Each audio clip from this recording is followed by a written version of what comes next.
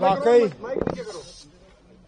جو 3-4 دن جموں کشمیر میں ایک طرف سے دیکھا جائے تو جنگ کا ہی ماحول بنا ہوا تھا. اس میں سب سے زیادہ اگر کوئی علاقہ پار کی شیلنگ اور بمباری کے لپیٹ میں آیا وہ پونچھ.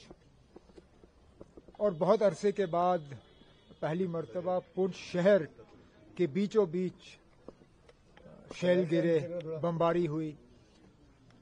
اس میں ہماری 13 قیمتی جانیں جو ہیں وہ ہم نے گنوائیں. آج یہاں پہ آنے کا میرا مقصد پہلے تو میں نے کوشش کی کہ ان گھروں میں کم از کم میں پہنچوں جہاں یہ سب سے بڑا سامنا پیش آیا. اس کے بعد یہاں کی سول سوسائٹی سے میری ملاقات ہوئی اور میں نے پونچھ کے لوگوں کو مبارک کیا جو اس مشکل دور میں انہوں نے ہندو مسلم سکھ اتحاد اور بھائی چارے کا جو ماحول ہے اس کو قائم اور دائم رکھا.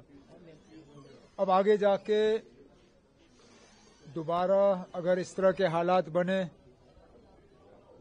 تو اتنا جانی نقصان نہ ہو، اس کے لیے کچھ مشورے، کچھ سجھاؤ سول سوسائٹی کی طرف سے ہمیں ملے ہیں اور ان پہ ہم عمل جو ہے کرنا شروع کریں گے. عمر صاحب، اس بار پاکستان کی شیلنگ نے ریلیجیس اسٹرکچر، ریلیجیس انسٹیٹیوشنز، گردواراز، مندر، مدرساز کو بھی ہٹ کیا. انہوں نے اس شیلنگ کے دوران کسی ایک مذہب کو نشانہ نہیں بنایا، بلکہ جس طرح پونچھ کے لوگوں نے ہندو مسلم سکھ اتحاد کا جو ثبوت دکھایا، ان لوگوں کی بمباری بھی اسی طرح رہی. گردواروں کے نزدیک، مندروں کے نزدیک، ہمارے مدرسوں اور درگاہوں کے نزدیک اندھا دھن ان کی فائرنگ رہی. اب چلیے وہ کس طرح اس کو سمجھا پائیں گے مجھے پاکستان کی آرمی نے یہ کہا، پاکستان کی آرمی ہم بھروسہ کر سکتے ہیں.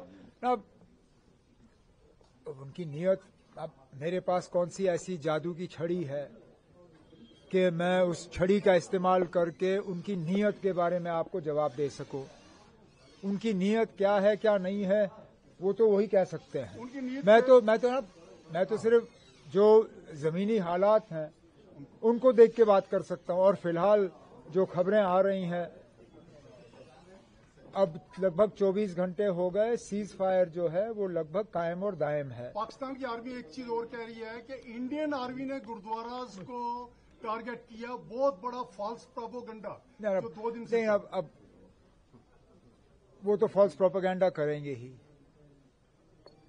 حقیقت کیا ہے، اصلیت کیا ہے وہ آپ جانتے ہو، میں جانتا ہوں، دنیا جانتی ہے.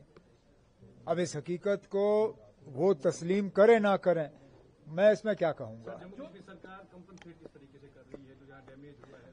ابھی تک تو ہم لوگوں کو بچانے میں لگے رہے. اب جبکہ سیز فائر چل رہا ہے اور سیز فائر کو چلے ہوئے 24 گھنٹے سے زیادہ ہو گئے، اب ڈسٹرکٹ ایڈمنسٹریشن کو ہر ضلع میں، پونچھ، رجوری، باقی ضلع جہاں جہاں شیلنگ ہوئی ہے، جموں وغیرہ، بارامولہ، کپوارہ، بانڈی پور، سب ڈی سیز کو اب واضح ہدایت دی گئی ہے کہ وہ اپنی ٹیم قائم کریں. ان ٹیمز میں جو ہے انجینئرنگ ایکسپرٹس بھی رکھیں اور جہاں جہاں شیلنگ کا اثر کسی اسٹرکچر پہ ہوا ہے اس اسٹرکچر کی اسیسمنٹ کریں. جو ڈیمیج ہوا ہے ڈیمیج اسیس کریں. ڈیمیج اسیسمنٹ کے بعد ایک باضابطہ ایک پرفارما کے تحت انہیں ہم معاوضہ دے دیں گے. لوگ مائیگرینٹ ہو گئے یہاں سے چلے گئے، ان کے لیے کیا کہیں گے؟ ان کو تو اب کوشش کرنی چاہیے واپس آنے کی.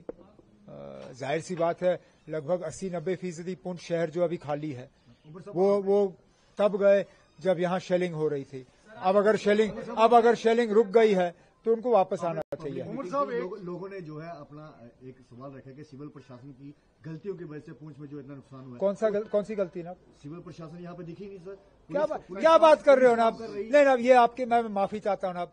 मैंने वीडियो कॉन्फ्रेंसिंग के दौरान अपने डीसी और बाकी अफसरों से बात की जनाब, उनके पीछे गोलाबारी की आवाज मैंने सुनी। नहीं ना, देखना मैं सुरनकोट और पुंछ का फर्क जानता हूँ ना।